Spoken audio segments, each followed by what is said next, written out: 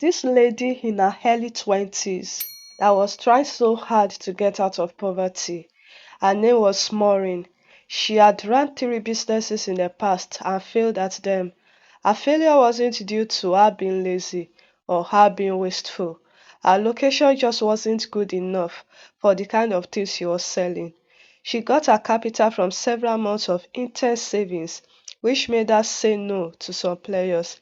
She got so sad at the failure of her businesses, she decided she was going to focus on learning skills rather than the business of buying and selling products. She worked and saved another huge sum of money for 7 months. Afterwards, she paid for a skill whose ads grabbed her attention on the internet. After some months into the skill, she realized it wasn't for her.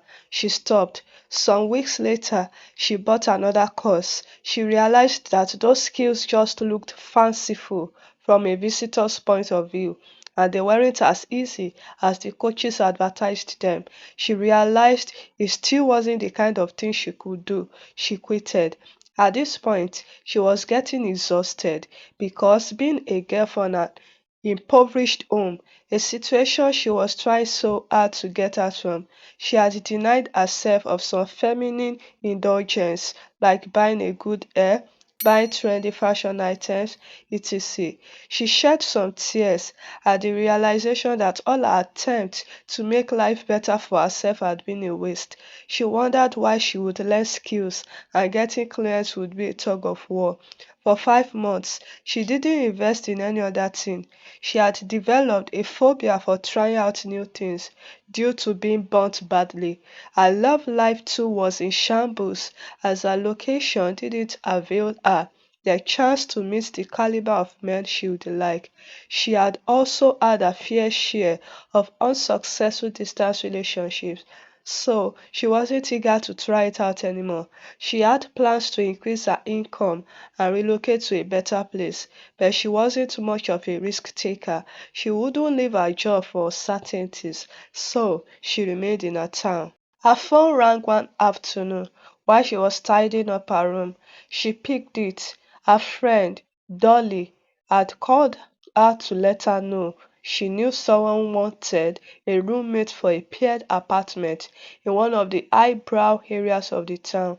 She had shared the concern with Dolly during one of their girl talks. She was surprised that Dolly took it seriously. She told Dolly she didn't mean it. Doreen tried to persuade her, but she didn't budge. Doreen got angry and ended the call. Maureen understood her anger. She started wondering why she suddenly developed cold feet on the issue. She had mentioned it many times before Dolly about her need to stay in a highbrow area of the town. So, what aroused fear in her? She has always had the weakness of having an extremely low risk tolerance. She kept thinking about it. She had the money to pay, so money wasn't the problem. Was it the fear of living with a stranger, or she just enjoyed the pity that her situation elicited? Dolly, on the other hand, had called her friend to let her know Maureen wasn't interested in shared apartment. Susan, the lady seeking a housemate, told her not to worry. She promised to wait for a week and see if Maury would change her mind. Susan, a lady with a high emotional and intelligence quotient, understood human behavior a lot. She just knew people tend to develop cold feet or shared apartments, but they usually come around. She decided to wait for Maureen. True to her prediction, Maureen called 4 days later to let them know she would be taking the shared apartment. After 3 weeks of doing the necessary paperwork, they moved into their new apartment. Susan, a very friendly lady, made friends with Maureen. Maureen reciprocated. Soon, Susan got to know about Maureen's struggles in her quest for success. Maureen just finished learning another skill, and she was at the execution phase. She struggled with how to use her free time, which was mostly in the evening and on weekends, as her job took her mornings and afternoons from her. Her new skill entailed being active on the social media and growing her pages. She also still indulged in constant practices to strengthen her hands in her new skill, and this took a lot of her time, coupled with the need to attend to other areas of her life. There were days she would do a lot and be proud of herself. Susan felt the excitement in her as she would be singing around the house. However, that was just like 2 days out of 5 days. She struggled for the remaining 5 days to do the things she planned to do each day. Sometimes she would sit on her bed with her phone in her hands while she stares into space for close to 40 minutes. It takes Susan walking by for her to get jolted back to reality. By that time, she would work on her phone for a few minutes and go to sleep because obviously the thinking process had even sapped her strength. By the time she wakes up, there are chores to be done. She doesn't earn enough to hire a housemaid, so she has to do her chores. Then the day ends and she regrets not doing something tangible again. She became moody around the house. Susan could sense it. Susan had a conversation with her and promised to help her become a better composed person, if only she would submit herself to the process she would take her through. Maureen agreed. Around 9 p.m. that day, Susan came to her and told her to draw a list of activities she would like to carry out the next day in order of their importance. The most important task should come first. She told her to allot time to each of them. Maureen did that in her presence and showed her. Susan gave her back and told her to include a 1 hour rest, which should happen after she comes back from work. Your brain needs to be relaxed before it serves you well. You will do your chores all at the same time. Get done with them so that your tasks don't get interrupted when you start. Then you walk through it till 11 p.m. You draw out the timetable for the next day, said Susan. Maureen paused and internalized what she had said. She agreed. She followed through the process for some days. She recorded some level of success, but she later realized she was distracted by social media messages and posts. Her skill required she practice with her data on. Soon, she found out she was spending about 2 hours on the social media when she should be busy with work. Susan caught her one day while she was giggling at some post she was reading. Susan came close and peeped into her phone. She cautioned her and told her it was her work hour. The next day, Susan gave her an extra phone of hers that she wasn't using. She deleted every social media app and downloaded only the softwares that Maureen would need for her skill. Maureen was touched by the gesture and hugged her. You will hand over your phone to me anytime you need to work. If you have a call, I will give it to you. You can dedicate the last 1 hour before you sleep to your social media interactions. Don't get busy watching those who are making ways for themselves while you remain small, said Susan. Maureen wasn't happy with the idea, but Susan's gesture already humbled her. She followed through with this for 3 weeks, and she was really proud of the massive success she had achieved.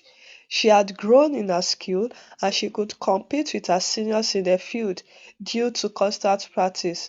She stopped giving Susan her phone as she felt she had gotten disciplined enough. A week later, focus became another huge problem. Two of her sisters came around for holidays. They would gist and gist late into the night, and by the time they were done, she realized she couldn't do much. Her sisters wouldn't be going back anytime soon. They planned to spend 2 months with her. I understand you have to spend time with your sisters. I mean, they are here to greet you. So it is understandable if your hours practicing your skills drop. But it shouldn't stop. It shouldn't. That is too much a price to pay. Your sisters need you to be successful. They will finish school soon and be thrown into the job search market. If you are successful, you can give them a soft landing. There is this restaurant around Omole Estate on your way home. Why don't you take your laptop along with you? Go there on your way from work. Spend 2 hours with your laptop working on your skills. Keep your phone in the innermost part of your bag and keep the ringing volume loud in case anyone wants to call you. Don't bring it out except there is a call. After 2 hours, come back home, gist with your sisters and go to bed. It's a win-win because you haven't totally eliminated your career growth schedule. Maureen saw it as a good idea and she keyed into it. In the next 2 months, she had recorded some exponential growth. After her sisters left, she reverted to her old timetable, which was working at home. Settling back to it became tough. She would work a little and stare into the space for hours. An interesting thought would grip her mind while working, and she would get lost in the land of fantasy for hours. Sometimes it might be her brain reminding her of an outfit she saw on a colleague and how she planned to buy it too. She realized her laxity had increased. She lost focus easily and she didn't like that. She usually became suddenly uninterested.